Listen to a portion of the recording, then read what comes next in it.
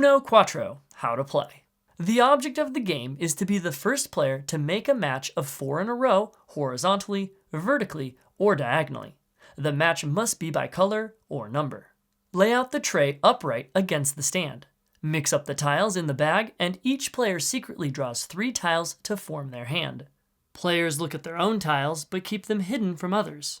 The youngest player goes first, then play proceeds clockwise. On your turn, place a tile from your hand to the top of the tray column and let it drop down into place.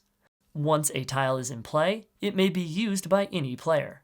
If the tile you placed is adjacent to any other tiles, either horizontally, vertically, or diagonally, then you must match to any one of them either by color or number. You do not need to match all sides, just one. If you are unable to play a tile from your hand, then you must discard a tile to the bag and draw a new one. If the drawn tile is playable, then you may play it. After you play, or discard and draw, your turn ends and you draw back up to 3 tiles. These symbols are for colorblind players. Some tiles have a special action symbol on them. They are swap.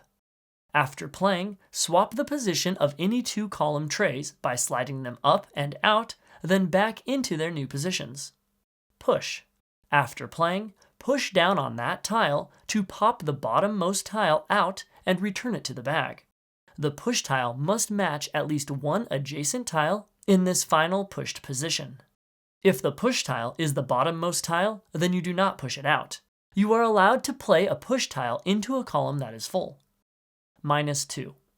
After playing, take 2 random tiles from the next player and place them back in the bag, leaving that player with only 1 tile for their next turn, after which they will draw back up to 3. The first player to get 4 matching tiles in a row, either horizontally, vertically, or diagonally, wins.